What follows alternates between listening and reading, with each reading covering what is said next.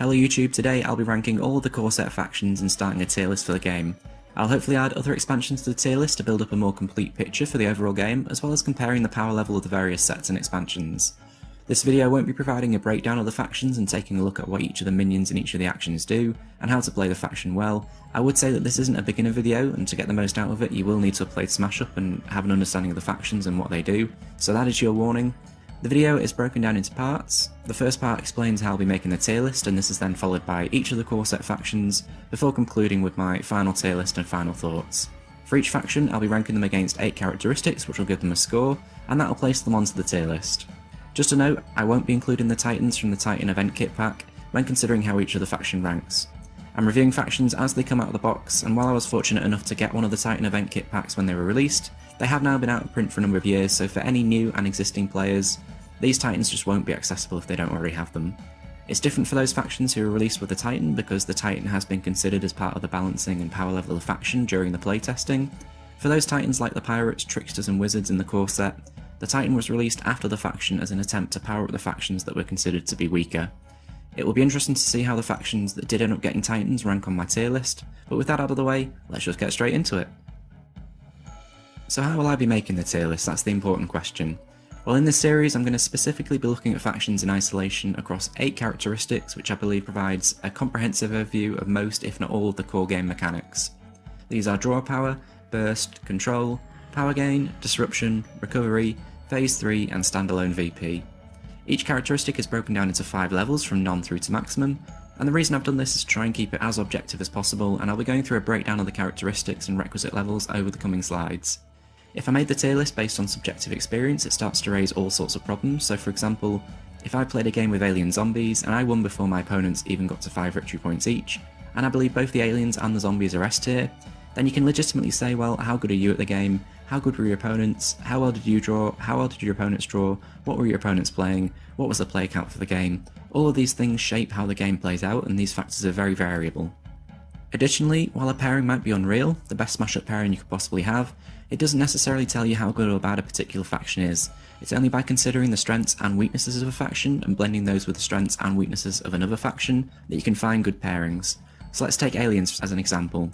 Spoilers, they have no draw power and no recovery. If you can strengthen either or both of these things, you're almost certainly going to have a good pairing with aliens.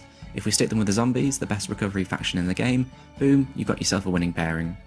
So hopefully keeping it as objective as possible, and considering each faction only on its own merits will give this tier list as much credibility as possible. Inevitably, it is going to throw up some surprises and some things that I'm sure you'll disagree with me on. You'll also see a score there in the middle. Each level within a characteristic is assigned a score. That's how I came to the overall positioning for the faction. These aren't weighted. The issue with weighting is how do you make comparisons between each characteristic. So for instance, recovery when playing against sharks might be incredibly important, but in another matchup where your opponent can't really affect your cards, recovery might be less important and draw power might be the more important factor. Additionally, one or a combination of characteristics is embedded within the theme and balancing of each faction. And finally, as I mentioned before, Smash Up is a game of combinations, and while we're looking at factions individually and assessing their strengths and weaknesses in a vacuum, the pairing you get is such a significant part of the game in complementing strengths and mitigating weaknesses, so for all of those reasons it became too difficult to consider weighting the characteristics because actually their importance changes from game to game. Finally, you'll see a rating on the slide about how complex I believe the faction is to play. This isn't scored, this is just to help when considering if you want to give this faction to newer players. So the first characteristic is draw power, and this one is fairly self-explanatory. It's the ability of a faction to be able to draw or search for additional cards from their deck, beyond the 2 cards that you draw at the end of every turn. There are some characteristics where arguably a card could fit into more than one characteristic, but that's primarily because I've tried to break them down into as many areas as possible. So let's say for instance the hoverbot for the robots. The hoverbot lets you look at the top card of your deck. If it's a minion, you can play it as an extra minion. While that does draw a card from your deck, I'll be classing that as burst rather than draw power. Likewise, the shinobi can be played as an extra minion during phase 3, I'll be classing that as phase 3 rather than burst. If I wasn't considering phase 3 for instance as its own characteristic, then I would class it as burst. However, the more characteristics there are, the more diverse this will be, and the more opportunities there will be for faction strengths and weaknesses to show through. For characteristics like this, which are fairly simple and there's not much to explain, I won't be dwelling on the slide. If you do want to read what each level does, then just pause the video. So burst, what do I mean by that? Well, as Smash Up is a game of breaking bases, burst is the ability to play more than one minion in a turn. Looking at the levels, a faction with no burst has no way of playing any extra minions beyond their standard 1 minion per turn. At the other end of the spectrum, a faction with maximum burst can potentially break a base in a single turn, or they can drop an insurmountable amount of power in one turn, which means they lock up first place on the base. Control is one that will have some overlap with Disruption, however I think they are distinct enough to categorise them as two separate things, and I'll attempt to explain how. I consider Control to be ways of directly influencing your opponent's minions, so this is things like destroying minions, returning minions to hand, moving minions, returning minions to your opponent's deck and other things like that. Smash Up is obviously a game about breaking bases to victory, and to do this you need to use minions, and while there will be some niche exceptions to this rule, so for instance the Kaiju, you can't always cover every circumstance with something as general as this. Disruption, however, is more indirect, it might be more random, it doesn't directly deal with your opponent's minions, so this would be things like discarding cards, blocking base abilities, discarding bases, destroying actions in play, changing the power of minions and other things like that. It is a very fine line, and I do understand if you may be struggling to see a distinction between the two, but hopefully this and future faction videos will help. Often factions that are good at Control are good at Disruption, but not in every case. Power gain is a self-explanatory one, it's simply the ability of a faction to be able to gain power in a temporary or permanent way. So this is the other side of the coin to Control. I won't reiterate what I covered on the Control slide, instead hopefully I'll be able to make it clearer that Control and Disruption are two separate things. Let's take a look at the alien card Jammed Signal. Jammed Signal allows you to play it on a base and all players ignore the base's ability. Now the reason I wouldn't consider this to be a control card is firstly it's not directly influencing minions on the board, and secondly there is an element of randomness to it.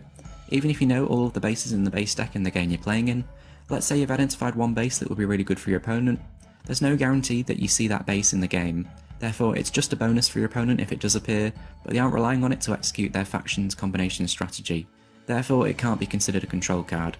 Bases are always complementary to a faction's strategy and not integral to it. Control to me is very deliberate and it's reacting to something your opponent's already done and influencing their minions on the board. Disruption is just more annoying, it's more random, and it can affect your opponent before they can actually do something. Recovery is again another straightforward one. This is the ability of the faction to be able to recover or access cards from their discard pile. What do I mean by Phase 3? Well, Phase 3 is quite simply the third step of a turn, which is the base scoring phase, so immediately after you've played your cards for turn. Standalone VP is the ability of a faction to score victory points independently of bases. Bases are the only way for most factions to score victory points, and having other ways is actually quite rare, and even when they do, there is almost always some condition attached to it. Finally, these are quite detailed complexity levels. I won't read them out here, but feel free to pause it and give them a read. A faction doesn't need to do all of the things listed in the level to be considered that difficulty, it's just really a guide for the type of things that can be considered. So let's start with the aliens. Just taking a very brief look at the faction as a whole, they follow the standard 10 minions and 10 actions with 2 of the actions duplicated. The only point of note really is that the 2 power 4 minions are actually power 3. Just for reference, as a reminder as to what each level means for each characteristic, I've included it at the bottom. So starting with the first characteristic of draw power, this one cannot be contested. Aliens have no way of drawing additional or specific cards from the deck, so they have to be rated as a non in this instance. Draw power is huge for the aliens and their lack of it is a big weakness. While almost all factions in Smash Up rely on scoring from bases, aliens should be scoring around 6 to 10 points per game from the invaders, and then topping up the rest of their points from getting second or third on bases. Because of this, it's vital that you access the invaders as quickly as possible just to start scoring, and the best way to do that is to draw through your deck as quickly as you can. I've ranked the aliens as weak in this case, as they do have 2 cards that allow them to play 1 extra minion in a turn. These are Terraforming and Abduction, and yes, Terraforming does allow you to play an extra minion. Quite a few people forget this, however, the most that they can play is 1 extra and it is only 2 cards in their deck, one of which is specific to a base, so I can't justify raising this to medium. Control is something that the aliens do well. They have 12 controlling cards, and while they are predominantly about returning minions to hand, they also have 1 movement based card, as well as 2 cards that return a minion to the bottom of the deck. What's even better is that all of these cards are sufficiently flexible to be used on yourself or your opponent, which is obviously great for being able to replay the invaders. Returning minions to hand is not only thematic for the aliens, but it's also essential given that the aliens have no natural draw power, so the longer they can delay the game state from developing, the more likely it is that they'll draw an invader. And returning a minion to your opponent's hand is great anti-tempo play, you're just reversing a minion play from their previous turn. I mentioned that I wouldn't be double counting cards, however, Abduction is both a burst and a control card as the 2 effects are distinct. You can choose to return an opponent's minion to their hand, and then you get to play an extra minion. I've rated aliens as strong as they do have more than 1 means of controlling the game, and they do have a significant number of cards that can do this. Power gain, again like draw power, cannot be disputed, as the aliens have 0 cards that can increase the power of their minions in play. Although ultimately for the aliens this really doesn't matter, and I think this is a good example of why you can't weight the characteristics. Because although power gain you could argue is really important, actually for the aliens it's just not. A significant number of their victory points should be scored by the invaders, so they don't really need to win bases, just picking up some 2nd and 3rd places should see them over the winning line. Aliens have 3 destruction cards in Probe, Terraforming and Jam Signal, and I class this as a medium rather than a weak because they are 3 very different abilities, and actually Terraforming is one of the strongest and swingiest cards in the game, so it would be difficult to class the aliens as weak. Again, this is another one that can't be disputed. Aliens have no cards that can retrieve cards from the discard pile. This is another glaring weakness and why it's not necessarily a good idea of playing an invader without having a way of immediately returning it to your hand, only of course if you're playing against factions that can destroy minions, and power 3 is a very easy threshold to reach for destruction. Aliens have very limited and very weak phase 3 plays in its 3 scout cards. These only trigger after the base is broken and actually have very little impact on phase 3, so I think this quite rightly deserves the weak status. Well, here we are, standalone VP. Aliens absolutely smash this characteristic and quite frankly have 2 of the most absurd cards in the game in the invaders, and these are the only cards in the game that can score victory points independently of bases without having any limiting conditions. You just simply play an invader and gain a victory point. There isn't much more to say here. You might be looking at the level for this characteristic and think that maximum is quite generous, but scoring VP independently of bases is quite rare in Smash Up and not many factions can do it. On complexity, I consider aliens to be a medium complexity, as they do have a lot of interaction with your opponent and with your own minions due to the flexible card abilities. Cards like Terraforming and Crop Circle are tricky to play well. Certainly the timing of when to play them is critical to your success in the game. Knowing when to play the invaders, especially against factions that have ways to destroy them or remove them from play, isn't always straightforward, and you'll often spend your turn playing it and then just picking it straight back up. And the focus on the invaders often heavily influences how you play and what you do with your partner faction cards. Just a brief word on combinations. I may have missed something, that's simply because I haven't played with every possible combination of pairings in the game. I'd be surprised if anyone has, as there are now thousands of possible combinations, and to be confident that a pairing is good, you'll need to play it at least half a dozen times with that combination. So starting with the zombies, one thing we mentioned about the aliens is that they have no recovery and they're at risk of losing the invaders for good if they go to the discard pile. Well, zombies quite simply turn that weakness into a strength and can continue to play the invaders even from the discard pile. However, a word of caution, draw power is not very strong in this pairing, and actually using more crawl to discard one or both the invaders to get your VP chaining online as quickly as possible can be quite a good play. Time Travelers, cards like Do-Over and Dr. Wen allow you to pick up the invader and play it again immediately. With the Time Traveler Titan as well, you can potentially chain an invader with collectors from your hand. Killer Plants with their sprouts have possibly the best access to invaders from your deck to allow you to start chaining VP quickly, however they lack recovery from the discard pile, so just be aware of this. Star Roamers, my personal favourite pairing for the aliens. They have so many ways of returning the invaders to hand, and the ship's captain can specifically choose it for an invader from the deck. Medical Officer and Ensigns can also protect your invaders in play, and using Teleport Overflow to pick up an invader and then play both from your hand for free is an unreal play. Finally, Grannies, another excellent pairing. Grannies have incredible draw power and will motor through their deck. Aliens lack cards that shuffle your deck, which is essential to executing the Grannies game plan. And when you set up, you can cycle the invader to the bottom of your deck to keep playing it over and over again from the bottom of the deck. Disintegrator, the alien 2 of, can also put your own invaders to the bottom of the deck. This is a very synergistic pairing. Looking at the tier list, it is very blank as aliens are the first faction to be reviewed, but its score across the 8 characteristics solidly puts aliens into the A tier. They are a unique but undeniably strong faction, however a lack of draw power and a lack of recovery means that a complementary partner is essential to realise their true potential. And remember, I'm specifically considering the factions in isolation in as objective a way as possible. Next, we're looking at the Dinosaurs. Like the aliens, they follow the standard 10 minions and 10 actions, with 2 of the actions repeated. The only thing of note here is that in King Rex they have, at the cost of ability, a buff to the base power from the standard 5 right up to 7 for their King minion. Now you're about to hear a sorry tale, because if you're familiar with the Dinosaurs and you look at the characteristics, you know where this is going. They say in Smash Up that if you want to tell what a faction does, or the key theme of a faction at a glance, then you should just look at the faction's King minion. While King Rex is blank, and that kind of sums up the Dinosaurs. They don't really do anything, they're just a very vanilla faction. That's partly by design, because I feel like given they were in the core set, the first set that most people will play, you need some easy and simple factions in there to help people learn the game. The less mechanics a faction has, the simpler it is to play, and so starting with draw power again, like the aliens and like many of the core set factions, the Dinosaurs have no draw power. The Dinosaurs have no way of playing any extra minions beyond the standard 1 minion per turn. Finally, we're getting to something that the dinosaurs can actually do. They do have one means of controlling another player, and this is through destruction.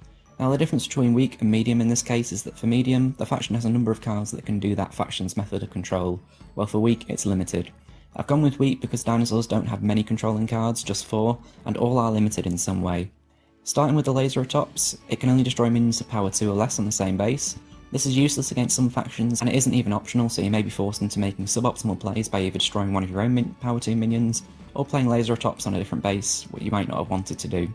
Natural Selection, while this is nice and lets you reach on minions that would usually avoid standard destruction cards, unless you're using King Rex, which you'd probably rather say for Rampage plays, this usually requires at least a turn of setup, so if you want to destroy an opponent's power 5 minion, you first have to play Laseratops and a power buffing card before being able to play Natural Selection, for instance. Survival of the Fittest, while a powerful card in a vacuum, you don't have an awful lot of control over this card and you'll often hold onto it for a long time, in order to try and play it at a time when the value of the card is at its highest. If you play it when a base only has one minion, you've lost value. If one of your minions is the lowest power on a base, again you've lost value. If your opponent protects your desired target by playing a weaker powered minion, again you've lost value, so it's not the most consistent card in the world. I think due to the conditionality of the cards they have, weak is a fair rating for dinosaurs. Power gain, this is one that the dinosaurs actually do well, and this is through a mix of permanent and temporary power increases. They also help with the cards such as Rampage and the two that we saw on the last slide, Survival of the Fittest and Natural Selection, that key off power. I think this comfortably meets the descriptor for strong. The reason I didn't put it to maximum is because for a maximum faction, the power gain has to be on a solely permanent basis. Just for context, you might, as we go through, question why things are in a certain tier and not others. Before I made this, I had actually scored all of the factions against a criteria on a spreadsheet, and as I went through them all I began to make slight tweaks and revisions, because when you start to see what sits in each characteristic tier you can then critically review them against each other and move a faction up or down. I found that there were generally some benchmarks at each level within the characteristics, so for power gain, if we take Kung Fu Fighters and Mad Scientists as quintessential maximum power gain factions, are the dinosaurs at that level? No, but if we take Fairies or Mythic Horses as medium power level gain, actually for dinosaurs power gain is more essential to their identity. They have more power gain cards and they mix temporary and permanent power, so it wouldn't be fair to sit them alongside other medium level factions, so strong was a good fit. So you might think, well, how did I end up there? But as I say, it is a critical assessment against the levels, but also that sideways look as well about what other factions share that level, and do they all deserve to be at that level. Granted, there can almost be a tier within a level, but the important thing is that they all deserve to be there. Talking about tiers within a level, dinosaurs would absolutely be at the bottom of weak for disruption. I couldn't class them as none because actually Wildlife Preserve and Tooth and Claw and Guns, despite how badly worded it is, can potentially disrupt your opponent if they are a faction that plays actions to affect their opponents. So I would consider this to be a generous and fortuitous week for the dinos. I'm going to blitz through these next 3 characteristics because the dinosaurs have no recovery, no phase 3 plays, and no way of scoring victory points independently of breaking bases. Rip the dinosaurs. On complexity, as I was mentioning earlier on, generally the complexity correlates with how many of the game mechanics the faction can do, and again, not every faction can be complex, there has to be a range of difficulties in the game, and given the dinosaurs are in the core set, it does make sense to have easier factions to play in that set. The dinosaurs are simply a play 1 action, play 1 minion per turn faction, with straightforward card abilities, putting aside Tooth and Claw and Teeth and Guns and Claws and Tooths, of course. I mentioned earlier that if you want to get a sense for what a faction does, you should just look at their king minion. Well, as I said, King Rex is blank, and the dinosaurs don't really have any kind of coherent game plan. It's just vanilla smash up, and because of this they generally don't improve too many combinations, but on the flip side they don't really make too many factions worse in a pairing, although I probably wouldn't pair them with anything that didn't have any draw power as well. So just some ideas, starting with the Mythic Greeks. They have extra action plays to make best use of the dinosaur actions. They also have a lot of complementary power gain and draw power, and cards like the Power 3 Spartan can make excellent natural selection targets. Disco Dancers give the dinosaurs draw power that they lack, and they can also seriously abuse some of the power increasing cards like Augmentation with their Divas, Dancing King, and similar actions. Smash Up All Stars, while they give you the double King Rex, which is actually really strong because a lot of the dinosaur cards key off power, so you've just doubled the number of your strongest card in your deck, but beyond that they also have a lot of draw power and extraction plays as well as some recovery. They're basically a really solid faction that pairs well with most things, but particularly with the dinosaurs. Finally, the Wizards straight out of the core set. This is actually one of the smoothest and most synergistic pairings in Smash Up in my opinion. The Wizards lack power and struggle to break bases, but they overflow with draw power and extraction and extra minion plays. The dinosaurs bring the power, but they struggle with extractions, draw power and burst. Need I say more? Finally, back to the tier list. It'll come as no surprise from having seen their characteristic breakdown, but the Dinosaurs are solidly in the F tier. They're an incredibly vanilla and straightforward faction to play. While they often won't detract from a pairing, they also won't offer much either. Ninjas now, and just a brief look at the faction as a whole once again, nothing really to report here. Ninjas follow the exact standard formation for a faction. Draw power, this was an easy one for the ninjas. Like most of the core set factions, they have no means of drawing additional cards. This is something that was very noticeable in future expansion releases, which was the greater proliferation of factions that actually had draw power to some degree. Burst was a tricky one for me between weak and medium. In the end I settled for medium because although the burst cards that the ninjas have are conditional, they are also quite consistent in being able to play the extra minion per turn. Looking at the ninja acolytes, there are 4 of them, which gives you a good chance to find one early, and because you only need one to get the chain going, you've got a good chance of getting the play every turn from very early in the game. You play your acolyte, you return it to hand at the start of your next turn, you play a different minion on that base, and then you play the acolyte to the same base or elsewhere for the following turn. You basically bank an extra minion play every turn, but you do need to think carefully about where you place the acolyte. Disguise, this one fits the ninjas so well thematically.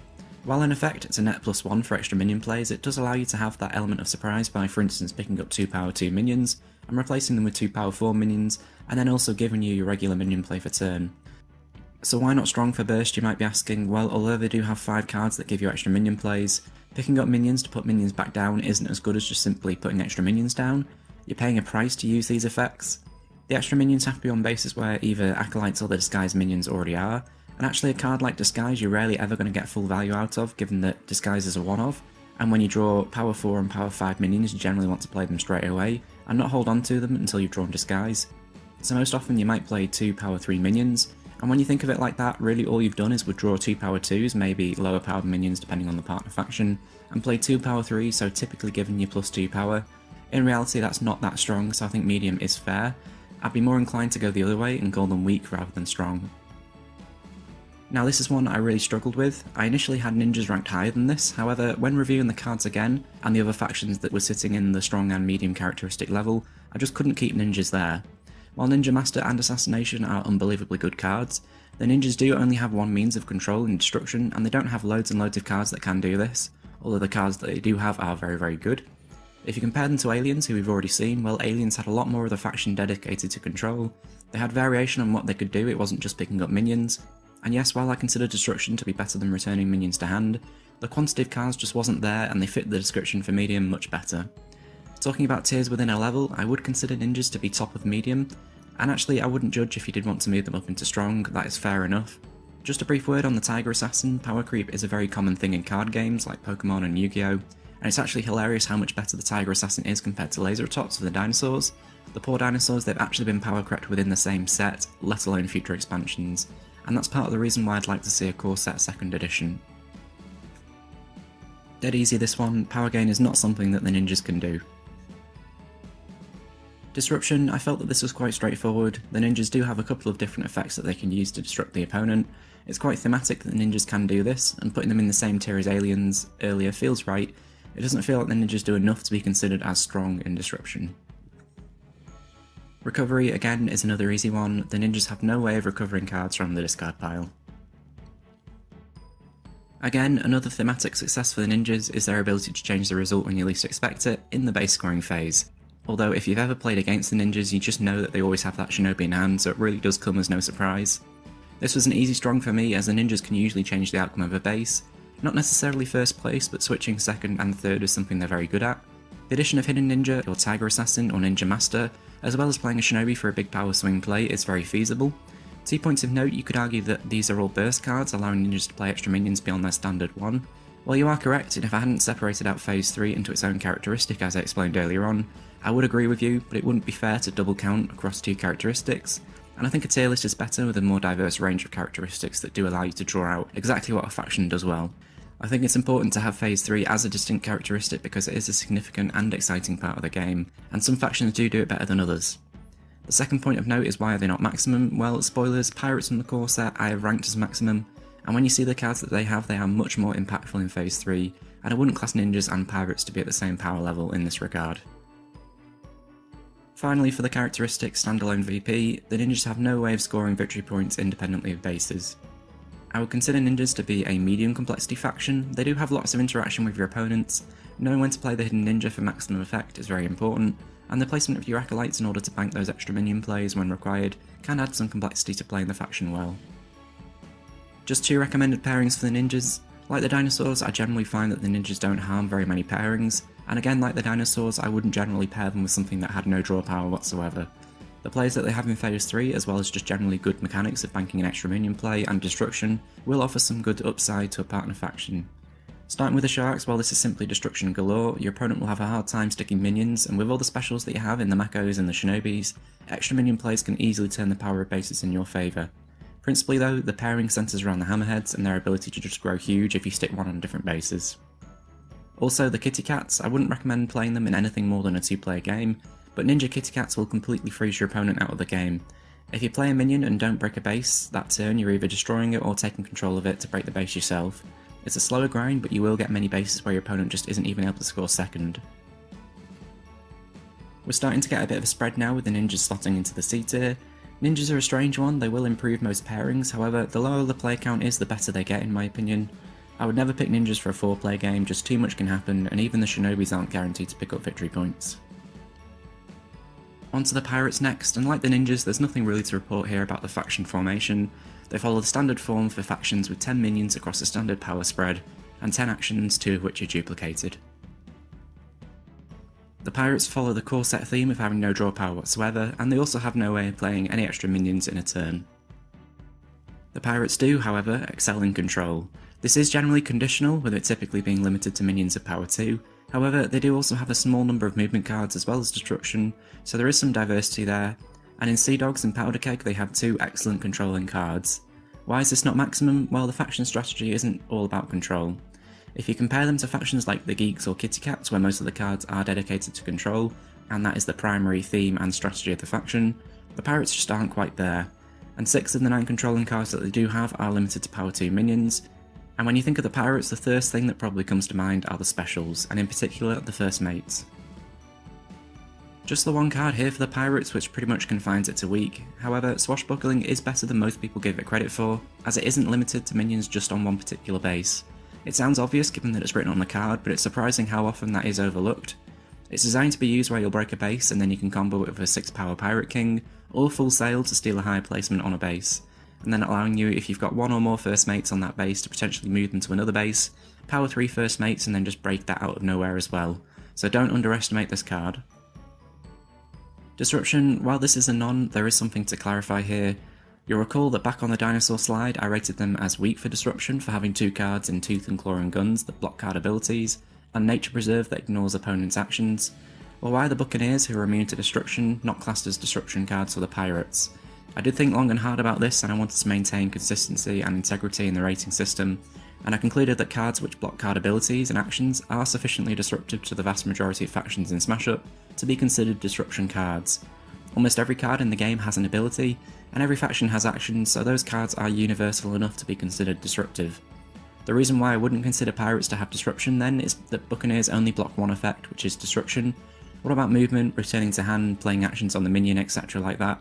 In a lot of games, blocking destruction is too minor of an effect, and it just won't be a relevant consideration for your opponent.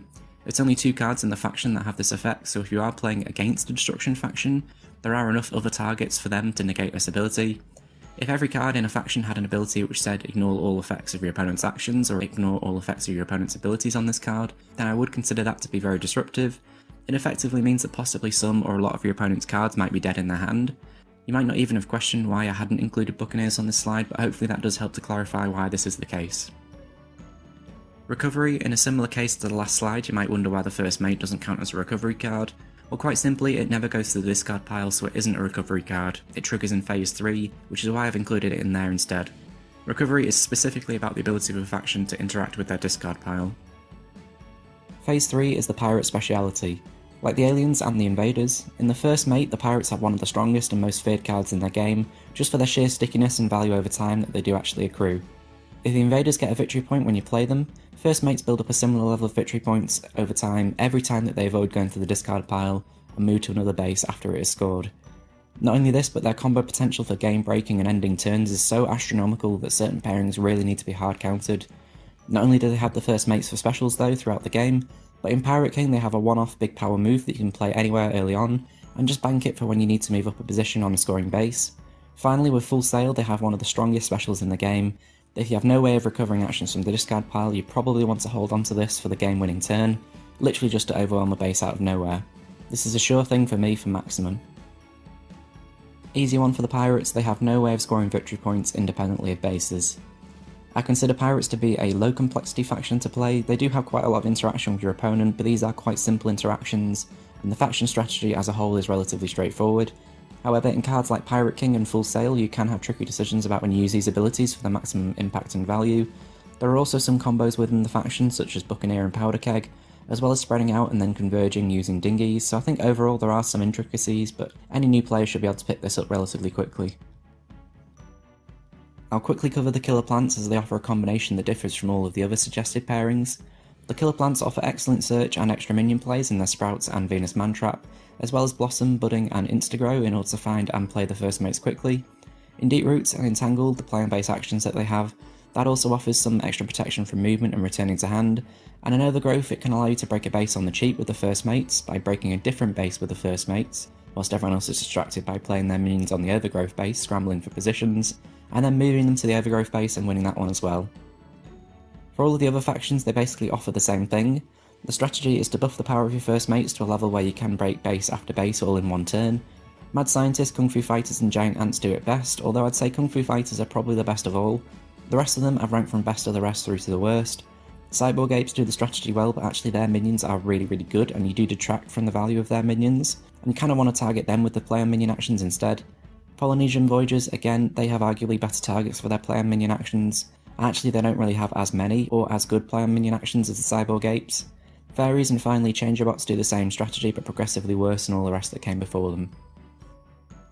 This all puts Pirates into the C tier.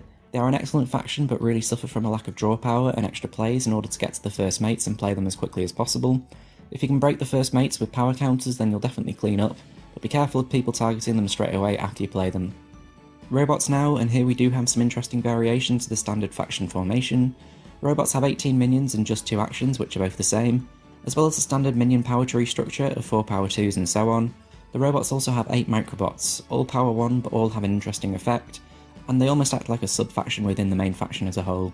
We'll see all of them in the coming slides. Draw power now, and I'll start with a microbot archive as this one might never actually draw you any cards.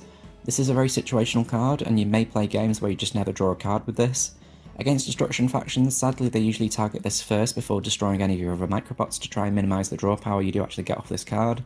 In that sense, it can actually be quite good as a pseudo shield, protecting the other targets. However, it's just not strong enough that if there is a higher priority target like the Microbot Alpha that's within destruction range, that usually won't stop them targeting that instead. Tech Center though, this is why the robots are a medium for draw power. These would definitely classify as a small number of very good draw cards. They synergize so well with the swarm nature of the robots that you will regularly draw 3+ cards with the tech centers. They're the perfect dump your hand and reload sort of card that can allow the robots just to play multiple turns of burst, a very worthy medium. Talking of multiple turns of burst, this is what the robots are really known for. They have 11 cards which allow them to play extra minions. Granted, the Zapbots are limited to minions of power 2 or less, but for the robots that's 12 total minions.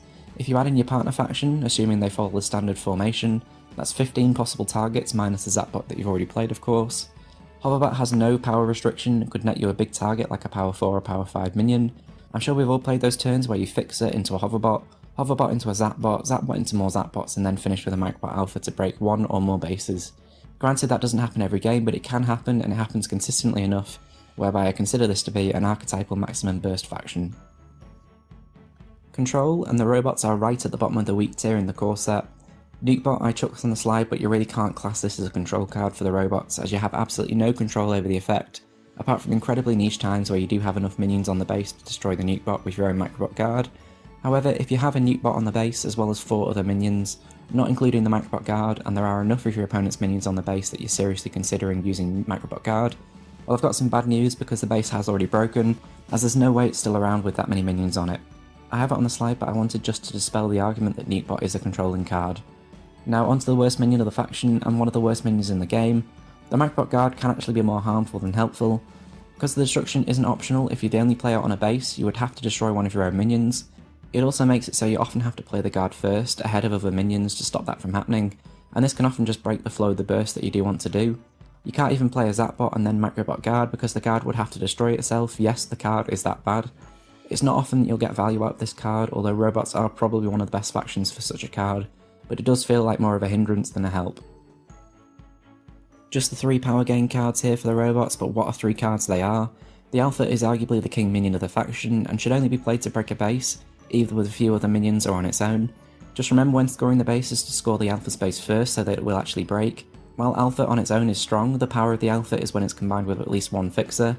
That's what allows you to break possibly more than one base, as the two abilities interact just so well together. While it's only 3 cards, it is the base breaking combination, and it does fit perfectly into medium. Like the Pirates and their Buccaneers, the Warbots do not count as disruption cards for the same reason that I gave for the Pirates, therefore the robots have no disruption.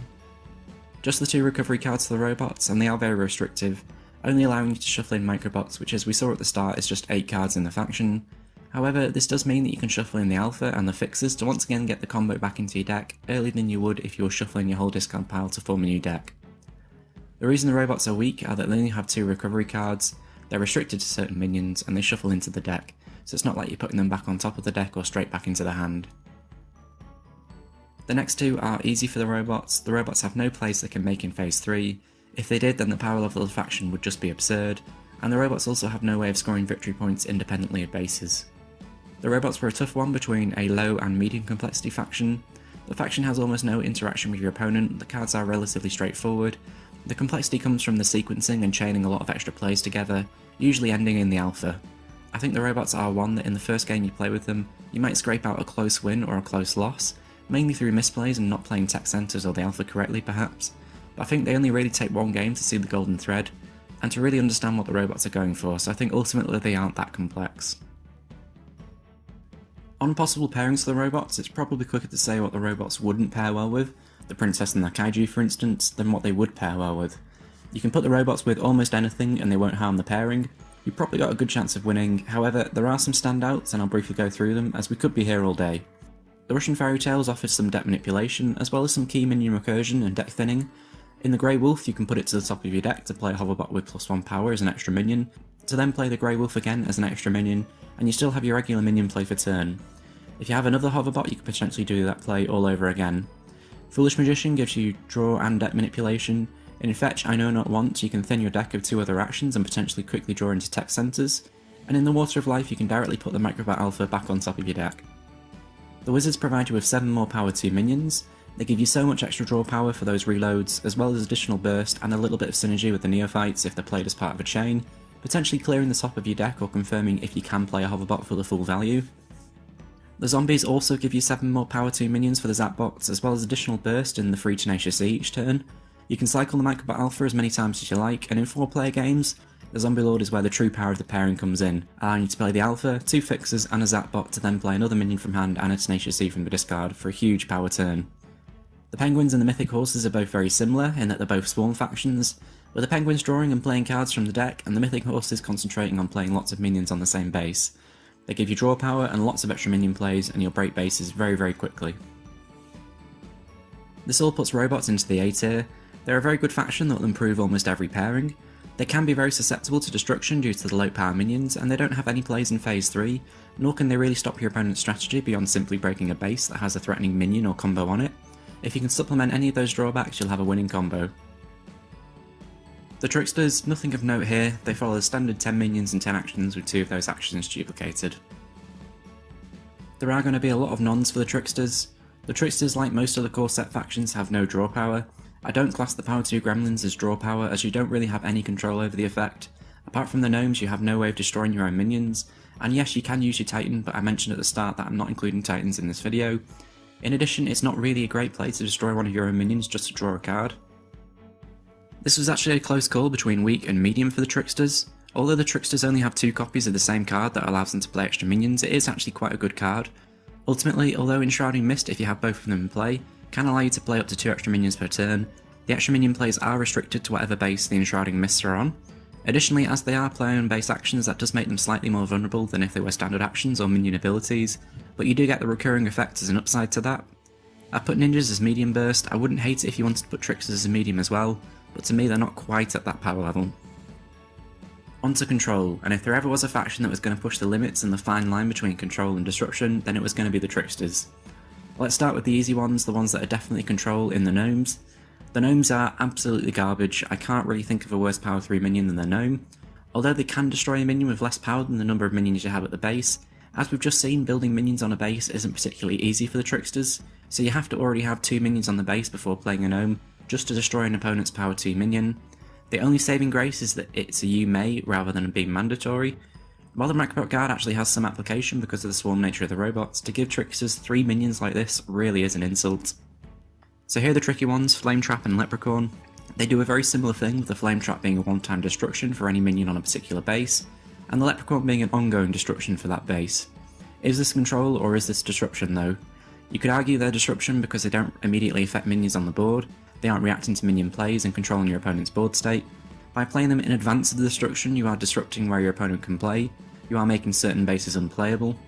Flame Trap is even more debatable because it's more akin to discarding a power 2 minion from your opponent's hand than it is to destroying a minion, because they're always going to feed their worst minion from their hand into the Flame Trap. It's not exactly comparable though because they have to use their minion play for turn, and I think that's where the key distinguishing factor is here, as well as the nature of the effect being destruction. Your opponent is still playing their minion for turn, all that's happening is that it's being immediately destroyed coming into play.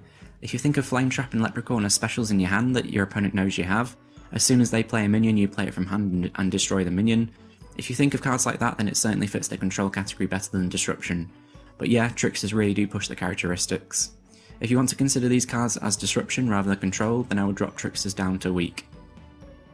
The Tricksters have no way of increasing the power of their minions.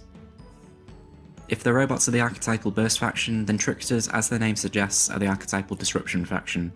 They have so many unique and varied effects, the Tricksters, especially in a 2-player game, are an absolute nightmare to play against. Discarding cards, stopping actions from being played, stopping a specific faction's minion being played, destroying actions, the Tricksters are absolutely crazy. If you can cycle Mark of Sleep, take the shinies and block the path, these card effects are absolutely insane and very strong in a 2-player game. The higher the play count goes though, the worse the Tricksters get, because you can only really target one opponent with your strongest cards, and the more bases there are in play, the harder it is to affect all of them with your play-on-base actions. The Brownie, it's interesting to note, triggers off any effect after a card is played that affects it, not just negative ones. So if your opponent gives the Brownie a power counter, they have to discard 2 cards. I did include the Gremlins here, as much like in Draw Power you don't actually have much, if any, effect over the destructive element of the card. However, this is an easy maximum though for the Tricksters. And here come all of the nons. The Tricksters have no recovery, no phase 3 plays, and no way of scoring victory points independently of bases. While the Tricksters have a lot of interaction with your opponent, the card effects are all actually very straightforward. I was going back and forth between low and very low, but when looking through the cards again, they are all very understandable. The skill of playing the Tricksters are the card placements and the timing of when to play cards like Mark of Sleep and take the shinies. Anyone can pick up and play the Tricksters, especially in a 2-player game, that's definitely the best learning environment for them, but playing them well might take some time. Just on some pairings, the Tricksters are an unusual one in that their playstyle is total disruption, similar to other factions that we've already mentioned. While they won't really detract from a pairing, it's not often they really add to one either. They aren't like the robots that they can carry a pairing though. You won't see Steampunks here because I believe the Dragons are just a fundamentally better pairing. I also considered Vikings and the Vampires, but they're both just okay, that's really about it. Looking at the first pairing of the Super Spies, they are another very disruptive faction and play well into the strategy of trying to lock your opponent out of being able to do anything. If you get the Secret Agent out, your opponent will pretty much be discarding a card almost every turn. With cards like the Spy Who Ditched Me and Discards Are Forever, discarding minions before they even come into play. When their hand is at a certain size, that's when playing the Spy Who Ditched Me and Mark of Sleep are so powerful to deny your opponent key turns. The Dragons are an excellent pairing for the Tricksters. They specialise in making bases unattractive to play on and recurring play on base actions. If you set Imperial Dragons up on multiple bases, with your Enshrouding Mist you can make one base favourable for your opponent, which in turn forces them to give you lots of extra card draw. If you put a Hatchling on the same base as your Leprechaun, then even a power 5 minion coming into play there is destroyed. The Dragons' play on base actions, as well as the Great Worm King minion, just add to the already disruptive power of the Tricksters. A truly excellent pairing here. Finally, the Fairies, they are another good pairing. They offer draw and extra action plays which the Tricksters need. With their play on minion actions, they can buff the power of the Leprechaun to seal off a base from all new minion plays, and the Fairies, like the Dragons, are all around quite disruptive, dropping the power of your opponent's minions and discarding cards from their hand. Unfortunately for the Tricksters though, this puts them into the D tier. Apart from the King minion, all the minions are really subpar, and they can only maintain the disruptive element for so long if you don't have any help from your partner faction, especially without any inbuilt draw power, before they eventually are unable to stop your opponent from getting on the board and overwhelming bases. On to the final stretch now with the Wizards. While they have the standard minion formation, everything apart from the 4 power 2's got a power nerf. As it was the core set, and as you've already seen, there really hasn't been a lot of card draw in the set. The Wizards paid a heavy price for what is actually quite a premium when you just view it in the isolation of the core set alone. As more expansions have been released since and both card draw and destruction, particularly power 4 minions, have become more prevalent, they've really suffered heavily for it, and much like the Dinosaurs, they deserve a second edition of the core set to right those wrongs. In every trading and collectible card game that I can think of, the faster you can go through your deck to access your best cards, your best counters, your best combos that really get your game plan going, the more likely it is that you'll win the game, especially in a game like Smash Up where there's no repercussion for reaching the end of your deck. Given they were really the only faction in the core set that can do this, it made them an incredibly dangerous pairing, so the minion powers were nerfed to try to balance that out. Wizards draw cards, it's as simple as that. As well as play extra actions, it's just what they do. They have a lot of cards, as you can see, dedicated to doing this, and they make for an excellent support faction for most other factions. As I mentioned on the last slide, there aren't really many factions that wouldn't appreciate the extra card draw. If a turn goes by where you haven't drawn at least one extra card, then that would be considered a slow turn for the Wizards. Just the 2 burst cards for the Wizards in the summons, which are quite simply play an extra minion.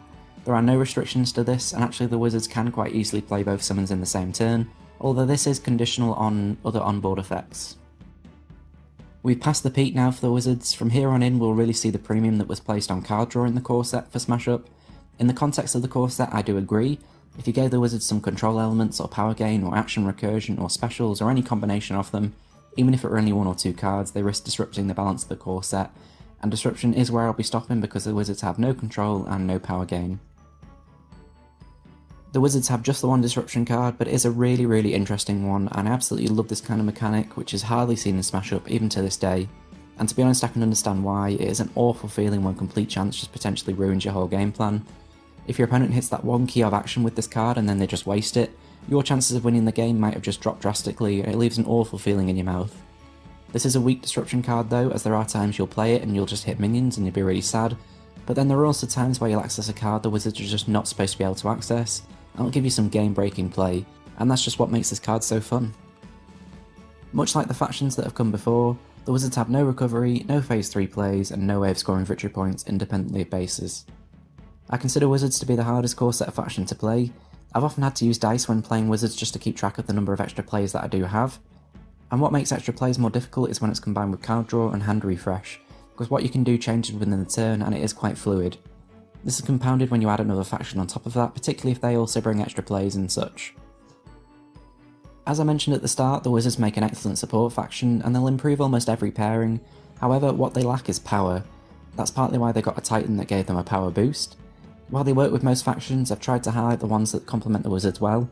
I've already covered Dinosaurs and Robots with the Wizards on their respective slides, so I won't cover them again here. Time Travelers are another one that I've considered, and while they work okay, they lack the power that the Wizards desperately need. Mad Scientists first. If you need power, then the Mad Scientists are where you need to go. They lack the card draw and extra action plays, but they provide burst and power gain, as well as some crazy strong actions to abuse those power counters. This is a very solid pairing. Giant Ants love card draw and extra action plays in order to execute their "I Kinda Magic, we will rock you, win the game" strategy. In fact, they're so dependent on it that they got a Titan of their own which gave them the extra action plays. However, you won't need the Titan with the Wizards. While this is low power minion central, the Giant Ants do provide protection from destruction while you're working towards the endgame, so the minions are quite sticky. Finally, for pairings, the Smash Up All-Stars, the ever reliable all-round faction, do provide you with some really good actions. The Gelf to search out the Archmage, as well as Granny to stack the deck for the Neophytes, and finally King Rex and other decent minions to actually build power on bases. The non-infinite loop allows you to play very strong action twice, like Ghostly Arrival or Mystic Studies, and this is just another great pairing. So where does this put the Wizards? Well, sadly their draw power dominance leaves them with little else. They paid a heavy price in terms of game mechanics as well as underpowered minions, and this leaves them languishing in the F tier with the Dinosaurs. And this is actually quite neat because they're 2 individually bad factions, but they gel really well together.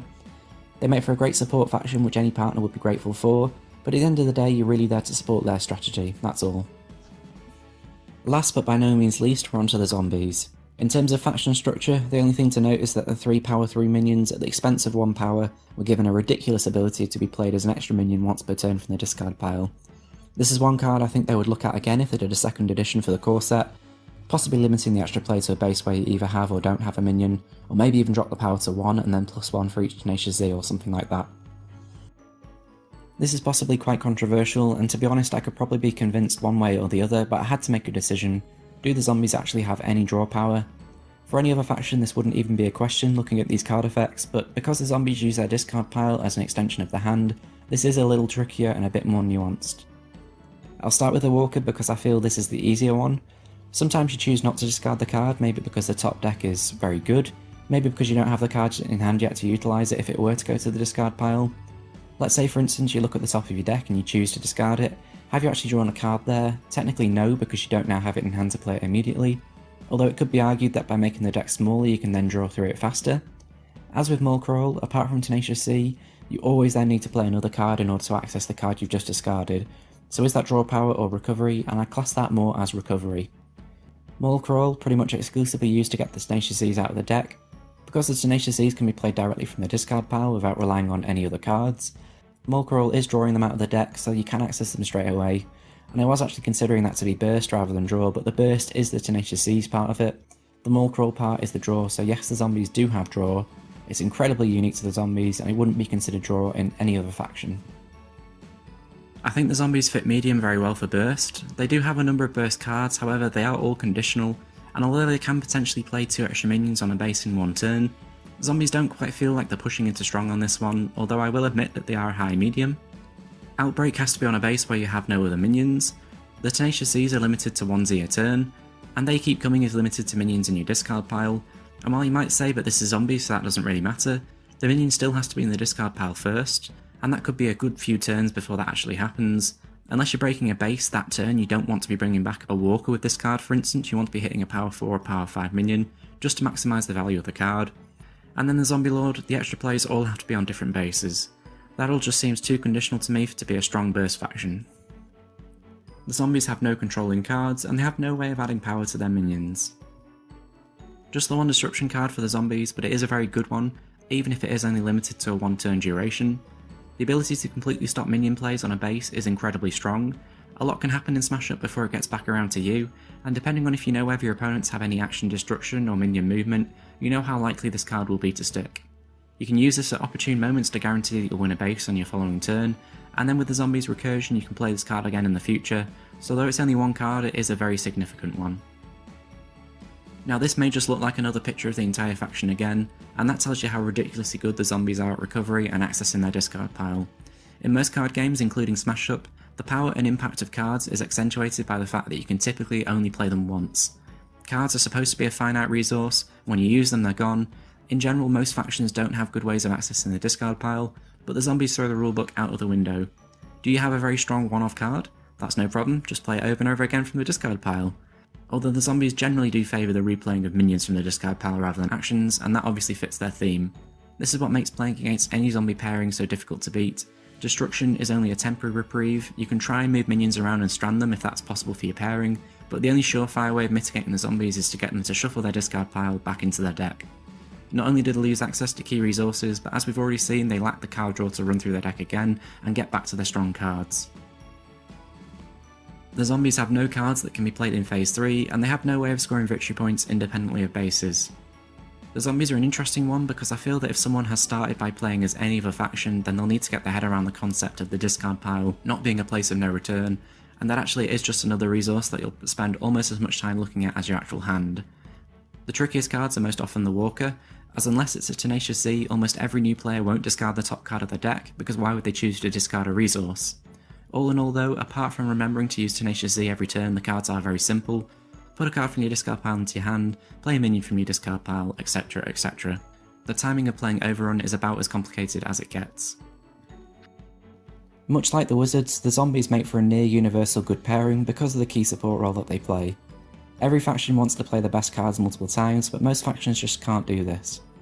While the Wizards were printed weak because of the fears of card draw, arguably a bigger problem is making it so that resources are no longer precious and can just be played or discarded freely, almost without consequence. We've seen card draw more and more over the years, but we've seen nothing like the zombies or their level of discard interaction since. The premium price paid by the Wizards should really have been paid by the zombies. But anyway, as I mentioned a moment ago, there isn't really much that wouldn't appreciate what the zombies can provide. I've already mentioned robots and aliens in the video, and I'd go as far to say that zombie aliens are the best pairing in Smash Up, even without the card draw. If you're playing against this pairing, you have to play fast before they can begin the invader chain, and the longer the game goes on, the more unlikely it is that you'll win. There are so many good pairings for the zombies, but I did want to limit it to just 3 on top of the robots and the aliens. First, I had to go with the vampires because it's pretty much the only time you'll ever see vampires as a good pairing for anything. Vampires love the Tenacious Z, destroying it for really no consequence to add power counters to their minions. On top of that, they do have power plays with Cool the Weak, where discarding the minions from hand isn't really a big deal, and it might actually help set up later plays for They Keep Coming. Not the strongest zombie pairing by any means, but if you do have the vampires already, or if you fancy more of a challenge when playing the zombies, give them a go. Again, I would say there are more optimal pairings to the ghosts, but there really is no doubt that the zombies are certainly a strong pairing for them. Not many people like playing as the ghost. To play them well, you generally want to maintain a big hand size and then drop down low for those big power turns. And zombies are pretty much the only pairing for the ghosts where you can continually keep your hand size low and drop down into power 2 whenever you really want to, because a lot of plays can come from the discard pile. Additionally, the early discard synergy that the ghost can offer can actually allow you to get into zombie power plays faster. Another good pairing. Finally, for the princesses, what's better than one Eliza? How about an undead Eliza that just keeps on coming back? If replaying one of the strongest cards in the game isn't enough, with the princesses you're pretty much always getting value out of the Gravediggers and They Keep Coming, and the princess's movement means that you won't ever get stranded on bases, and replaying Happily Ever After as many times as possible can give you an edge in every matchup. So here it is, with the zombies slotting into the C tier, we have our final tier list for the core set. I have a feeling, and I would say this, that if I were to have done this subjectively and just removed any attempt at trying to do this as analytically as possible, I would have ended up with something fairly similar, with the aliens and robots being the best factions in the set, ninjas, pirates and zombies in the middle somewhere, and tricksters, dinosaurs and wizards towards the bottom. I think the most contentious one here is going to be the zombies. I'm sure lots of you would have the zombies right near the top of the tier list. I mean, that's fair enough, I can understand that, and you can do what you like when you do your own tier list, but hopefully what this has shown is that the factions like the zombies and the wizards are a good support faction. If you pair them with something good that appreciates the recursion or the card draw that they offer, you are going to do well, but considered in isolation, they aren't really as good as you might think they are. Just out of interest, the average rating of all the factions in the set was exactly 8, so we can potentially say that the power level of the core set in Smash Up is low C tier, about bang on average, which is about right. Apart from Munchkin, the core set is going to be the least susceptible to polarising ratings across the set factions, but it will be interesting to see how the other expansions rank. I just thought I'd put up all of the factions and their level for each characteristic whilst I summarise. Apart from jumping on the popular tier list bandwagon, why have I actually done this? What have we learnt here? You might say this whole exercise was pointless because Smash Up is a game about combinations and not the individual factions, and yes, you would be correct. I would then say that a tier list just simply wouldn't be possible, as there now are well over 2,000 possible combinations, and even doing one video a day, it would still take you around 6 years to complete the entire tier list like that. No one has the time to do something like that. In the absence of that, considering each faction in isolation is the best that we can hope to do. Hopefully though, this was somewhat informative, and I'd argue that it is a good resource for anyone to have a quick snapshot to know at a glance exactly where a faction's strengths and weaknesses lie. That then builds into my next point. While I completely accept that in Smash Up the combination is greater than the sum of its two parts, actually when you break down those parts you can potentially matchmake or build good combinations. A really good example, because they're right next to each other, are the pirates and the robots. You can see that the pirates lack draw and burst, and the robots are weak in control and have no phase 3 plays, but actually if you overlay them, their characteristic strengths and weaknesses complement each other well, and in theory, at least according to this table, they should make for a good pairing. If you've ever played them, you'll know that this is actually quite a good pairing. Now you might say that anything paired with the robots is a good pairing, and again, that's fair enough. So let's take another example, one that I've mentioned before. Wizards and dinosaurs are both bottom of the bottom, the worst factions in the set, but if we take a look at their characteristics, the wizards bring a serious draw and some burst that the dinosaurs lack, and the dinosaurs bring a little bit of control and lots of power gain that the wizards desperately lack. Together the pairing is really good, and in theory we can see that by looking at the characteristic spread, so I think there is some merit to this. And if you've made it this far, I really want to thank you so much for watching. This last bit is actually the most important thing for me because I want your feedback. I am a complete amateur, I'll admit that. This was recorded on my phone and then made with Windows Video Editor. This is actually a second re-uploaded version, as the first one had more noticeable audio issues, and all being told, this has taken me many hours to do, and hopefully the content was solid enough, even if the video, isn't all slick and flashy. So what did you think of my approach to making a Smash Up tier list? How would you approach it? What did you think of the video as a whole? Let me know down in the comments below, and with that being said, I'll see you all next time.